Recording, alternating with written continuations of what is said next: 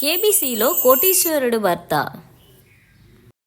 సురేష్ జీవితంలో నియమం ఒక్కటే, గాడిద కూడా కష్టపడి పనిచేస్తుంది, ఇంట్లో కూర్చొని డబ్బులు సంపాదించేవాడే తెలివైనవాడు. అందుకే ఎప్పుడూ ఉద్యోగం కోసం వెతకలేదు. అతని భార్య రేఖ దీనికి అస్సలు అంగీకరించేది కాదు. కానీ సూరజ్ను ఒప్పించడం అనవసరం అని వదిలేసింది. టీవీలో మీలో ఎవరు కోటీశ్వరుడు అనే ప్రకటన చూసి ఇప్పుడు ఇంట్లో కూర్చొని కోటీశ్వరుడు అయిపోవచ్చు అని భావించి అందుకు తన సోర్స్లు అన్నీ యాక్టివేట్ చేశాడు. 2 వారాల రీసెర్చ్ తర్వాత అతని కొలీగ్ బావగారి పక్కింటి అబ్బాయి ద్వారా అతను షోలో చేరగలడని తెలుస్తుంది. వెంటనే సురేష్ అతన్ని కలవడానికి వెళ్తాడు. మీరు నన్ను మీలో ఎవరు కోటీశ్వరు షోకి తయారు చేయగలరని ముఖేష్ మాకు చెప్పారు. అవును, అందులో ఎలాంటి సమస్య లేదు. నేను రేపు ప్రయత్నిస్తే ఈ నెలలోనే మీ వంతు వస్తుంది. మంచి విషయం చెప్పారు. సరే, సిలబస్ మరియు క్వశ్చన్ పేపర్లు ఏమన్నా ఉపాయం ఉందా? దీనికి షార్ట్ కట్ ఏమీ లేదు. అంటే నిజంగానే వాళ్ళు ఏదైనా అడగచ్చా? నాగార్జున గారి మీద ఆధారపడి ఉంటుంది. ఆయనకి ఏది నచ్చితే అది అడుగుతారు. మొదటి ట్రయల్ ఫెయిల్ అవడంతో సురేష్ తనకి సమాధానం ఎక్కడి నుంచి వస్తుందా అని పెద్ద ప్రశ్న వచ్చింది. అప్పుడు రేఖ ఒక సలహా ఇచ్చింది, యూపీఎస్సీకి ప్రిపేర్ అవుతున్న తన కజిన్ రవి సహాయం తీసుకోమని. ఇంత కష్టపడడం సురేష్కి అయితే ఇష్టం ఉండదు, కానీ వేరే మార్గం కనిపించకపోవడంతో చివరికి రవితో మాట్లాడతాడు. హే రవి, నాకు మీలో ఎవరు కోటీశ్వరుడు సెలెక్షన్ త్వరలో ఉంది. నాకు స్లిప్పులు పెట్టడానికి కొంచెం సాయం చేస్తావా? ఈ విధంగా వాళ్ళిద్దరి మధ్య సంభాషణ జరుగుతుంది. అరే అన్నయ్య, నేను స్లిప్ పెట్టి చాలా సంవత్సరాలు అయ్యింది.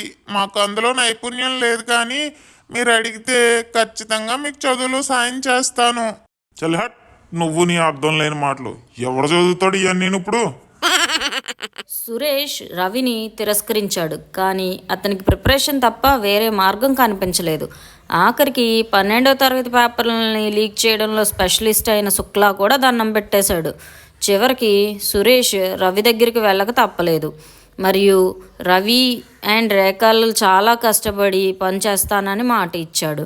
1 నెల ప్రిపరేషన్ తర్వాత షోకి 1 వారం ముందు బంధువులందరూ ప్రేక్షకుల్లో ఉండేలా ట్రయల్ ప్లే చేయబడుతుందని మరియు సిక ప్రశ్నలు అడగాలని ఖరారు చేశారు.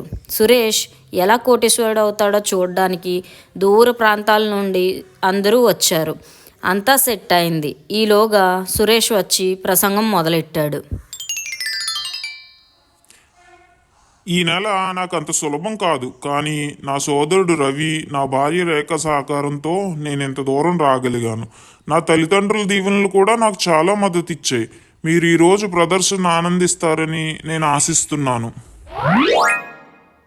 రేఖ మొదటి ప్రశ్న అడుగుతుంది. గది మొత్తం నిశ్శబ్దంతో నిండిపోతుంది. భారతదేశంలో ఎన్ని రాష్ట్రాలున్నాయి? 3, ఘన, ద్రవ మరియు వాయువు. ఆగండి, నేను మీకు ఆప్షన్స్ ఇస్తాను. ఇంతలో 5వ తరగతి చదివే చింటూ మాట్లాడతాడు. మావయ్య, మీరు మొదటి ప్రశ్నలోనే అవుట్ అయ్యారు. చింటూ, మొదటి ప్రశ్న ట్రయల్ కదా, ఇప్పుడు చూడు. సురేష్ని ఇంతకు ముందు ఎప్పుడు ఇంత ప్రశాంతంగా చూడలేదు ఎవరు. అప్పుడప్పుడు అనిపించేది సురేష్ కళ్ళు తెరిచి నిద్రపోతున్నాడా అని. అంకుల్, త్వరగా కానివ్వండి, రేపు మనం పన్వేల్కి బయలుదేరాలి. నన్ను కొంచెం కాన్సన్ట్రేట్ చేయనివ్వండి. 3 ప్రశ్నలకి 3 లైఫ్ లైన్స్ వాడేశాడు. ఇప్పుడు 4వ ప్రశ్నపై కూడా సురేష్ మౌనం వేయలేదు. కానీ సురేష్ ఓటమిని అంగీకరించడానికి సిద్ధంగా లేడు. మరోవైపు సురేష్ తప్ప అందరూ రవి వైపే చూస్తున్నారు. అంతెందుకు, సురేష్కు నేర్పించిన రవియేనా అని.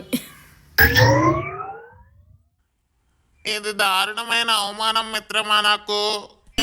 అరే సురేష్, నువ్వు మీ నాన్న, మీ అన్నయ్య, మీ తాతగారి పేర్లు చెడగొట్టేలా ఉన్నావు.